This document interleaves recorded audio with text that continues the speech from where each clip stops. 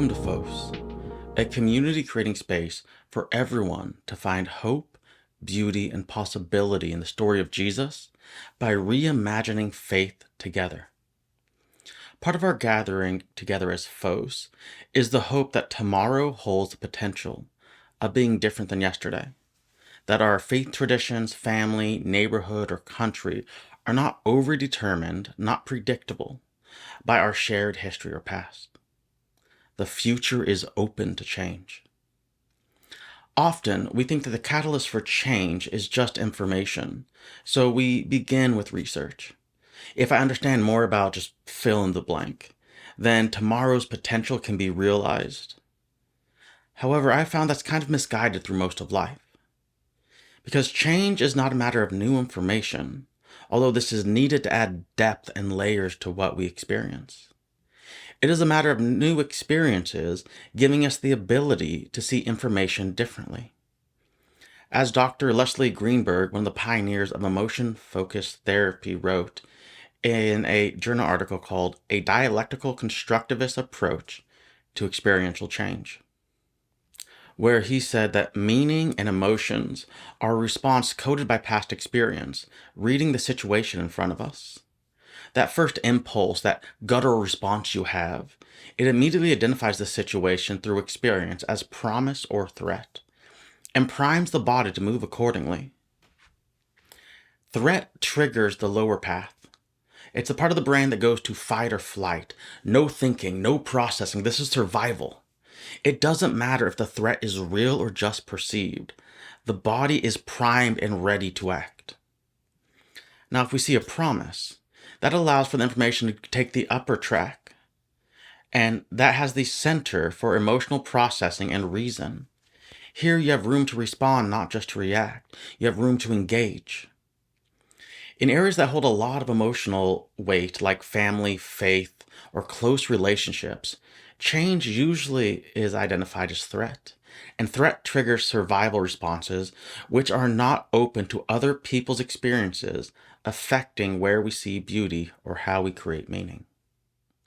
This is why spiritual discussions can explode so easily. We're emotionally invested, so any change is experienced as a loss. Greenberg says, in order to move from that guttural response to the potential for new experience being constructed for new meaning, we need to pause, or to stop the response and name the embodied emotion we're feeling. We need to break the habit of immediate response. Then we reassess the provocation, which means, did this warrant a strong response, or was I in survival mode? And being able to weigh through survival mode or appropriate response allows us to move towards a poetic of radical embrace, embracing our experience and whole selves as valid, and the promise that new experience can create a more generative way of living. And I have to say, this maps out perfectly my journey from hate the sinner and love the sin, but make sure to look down on them, to becoming an ally for the LGBTQ community. A quick word of caution should be offered, though.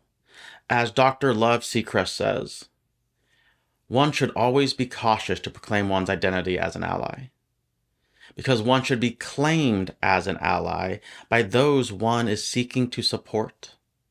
So my allyship is predicated on the experience of the margins and must be named by and from within the margins, not just by my intentions. Which brings me back to my moment of change. After undergrad, I went to a new grad school on the East Coast, Andover Newton Theological School, which gave me pause because it removed me out of all the expected habits, areas, and people, so suddenly I had space to just be. However, the only thing I knew about the school was one scholar I liked that was inspiring, so when I went there, I knew nothing else. And that campus became provocation for me, because suddenly I was thrown into an area where I was one of few cisgendered straight men, that a majority of the people were LGBTQ, so my assumptions, my shared experiences, my way of seeing the world was just not assumed. And the provocation grew as I learned how to listen. I was hearing people's stories of how they came to who they are. I was seeing their virtue and beauty, and it changed me. Witnessing the fruit of the Spirit in those I held myself a distance from to make sure I wasn't contaminated. suddenly had me asking, can the fruit of God exist where God does not? Pause, provocation, and a poetics of radical embrace. This is built into Fos's structure because we hope that reimagining faith together will create new experiences which can move us towards a poetics of radical embrace. And just in case we're not familiar with the term poetics, that's where you sit in between your inherited traditions and way of thinking and the needs you see around you to say, this inherited way may not be the best response to the needs I see around me. How do I move towards a more life-giving way that creates room for more types of humanity? So with that in mind, we always start Fos with the lighting of the Christ candle and a silent pause. It lets us quiet our minds to intentionally prepare ourselves to move into the responsiveness of the upper track of processing, rather than the reactiveness of survival mode that need to defend any loss or perceived loss of our faith, sometimes even saying that I need to defend God because I have to react, I have to protect, as opposed to respond to.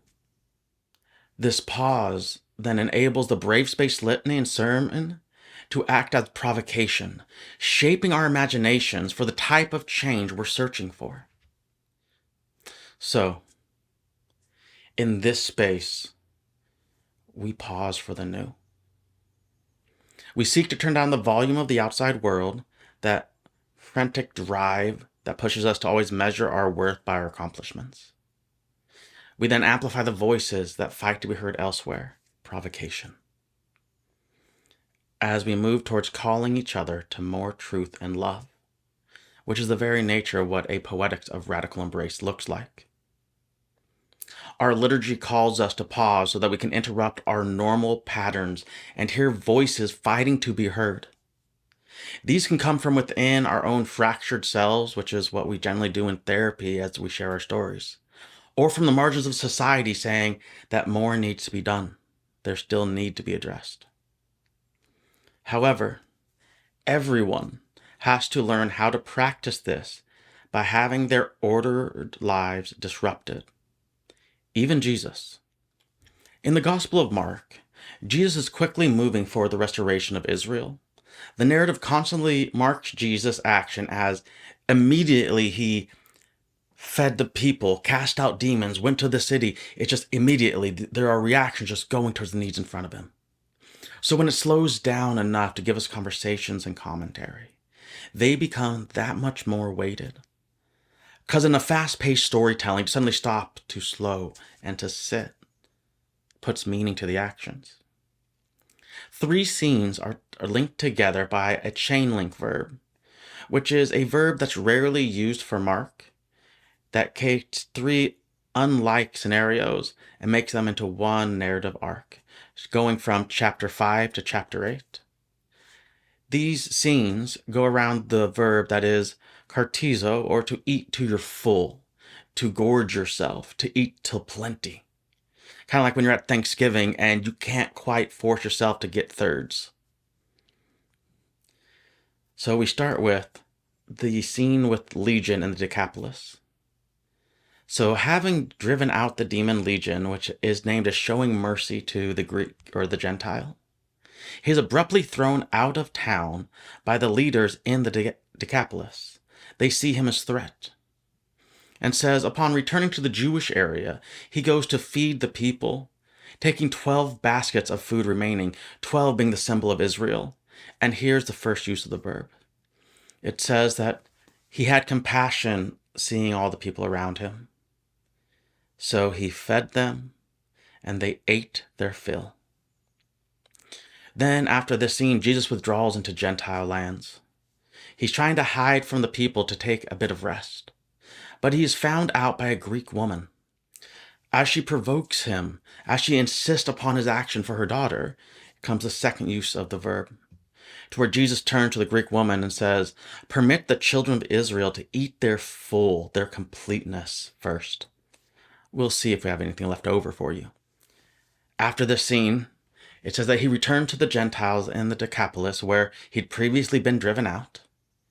And then in 8:2, seeing Gentile need, he feeds them And he says they gather 7 baskets back.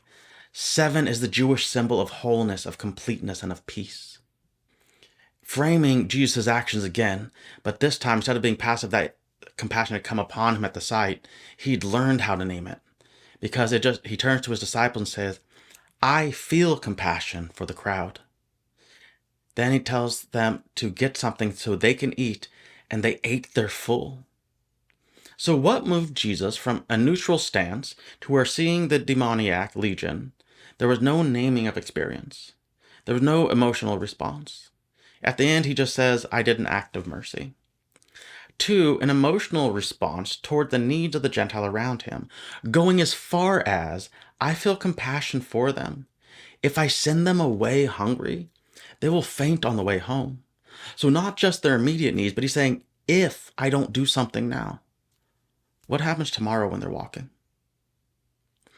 It was the provocation of the Greek woman in chapter 7, made possible by Jesus pausing to hide. Because change comes by pause, provocation, moving towards a poetic of radical embrace.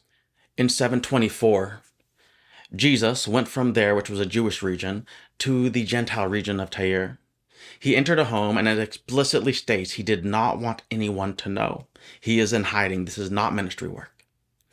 The narrator wants us also to know that the woman is from the margins for Jesus. Jesus, the Jewish Messiah, is addressed as master, as one with power over throughout the scenes. Jesus is centered in some of the storytelling as being able to define markers. And she represents everything that could threaten his inherited way of knowing what is right. Because throughout the First Testament, foreign women are marked as dangerous. So in verse 26, when it says a Greek woman, a Syrophoenician descent, so again, explicitly naming by the narrator, they want you to know she is the other, she's the wrong kind of person, seeks out and provokes Jesus, repeatedly asking him to cast the demon out of her little girl. In his response, Jesus agrees with the narrator and names her and her daughter as outsiders. Now it makes sense. He is in hiding, and the last time he cast out a demon and showed mercy to a Gentile around the Decapolis, he was cast out himself by the leaders of the city. Why would Tyre be any different? So in 27, he says to her, first permit that the children of Israel eat their fill, for it is not good to take bread from the children and throw it to the dogs. Now, to take from the children to throw to animals outside shows an idea of lack and separation. To help her is to deny his own tribe, people, and family. And the term that most often gets translated to dog means little dog or puppy, matching the use of her little girl that she's pleading for. So he's not speaking of her when he says the little dogs. He's speaking of her daughter who is hurt in front of her, the one she's pleading for. Let the children eat their fill, and we will see if there's enough left over for your little pup. Then in 28, undeterred, she says to him, Master, even the little puppies sit underneath the table to eat from the crumbs of the dear little children. You see, in a clever twist of words, accepting the terms that Jesus said, she said, it is true that maybe we're a dog and she's my puppy, but the puppy sits at the table, so her daughter goes from outside to under the table. And then she changes the terms of children, which Jesus used the technical terms, kind of like we would say, the youth of our country. And she brought it into a personal one, which means that she responded to his cold statement with, Master, even the puppies sit under the table, eating crumbs at the feet of the dear little ones dropping food. Surely there's enough. In this moment, Jesus says, because of these words, because of the words you have spoken, go, the demon has left your daughter. So unlike Matthew, Mark's Jesus wasn't moved by her great faithfulness, but by her wisdom. Fashioned like an unlikely Greek hero, it is her clever wit that challenged Jesus' statement that giving to her would take from his own children. She challenged his notion of scarcity, where others are a threat instead of a promise. Because of these words, change happens. So Jesus paused to hide in Tyre, disrupting the normal habits towards Israel that created space for a Greek woman to use her wisdom to become a provocation for Jesus. And note, it was not demanded that she become a provocation. So when we take a pause, we cannot insist on the margins to inform. We cannot demand of other people to say, okay, now you must serve me. It opened up the possibility to be interrupted. From this interruption, he returns to the Decapolis, where he was rejected for showing mercy. Because of an unnamed woman's wisdom, Jesus now sees and experiences the Gentiles and their need, then turns to his disciples to tell them, I have compassion for them. Meet their needs. Jesus' experience with her called him towards more truth and love. He now has the disciples experience the new poetics rather than simply explain it to them. By feeding the people, by feeding the Gentiles, then gathering up afterwards 7 baskets, wholeness, peace, completion. After the act. Experience leads to the new. Understanding of it comes afterwards. The successful processing of provocation is judged by its ability to move us towards expanding where you can discover more truth and love. For Jesus, it went from within his own tribe to a random Greek woman whose wisdom moved him towards a more radical embrace. So in this space, we seek to turn down the volume of the outside world. We amplify voices that fight to be heard elsewhere. We call each other to more truth and love.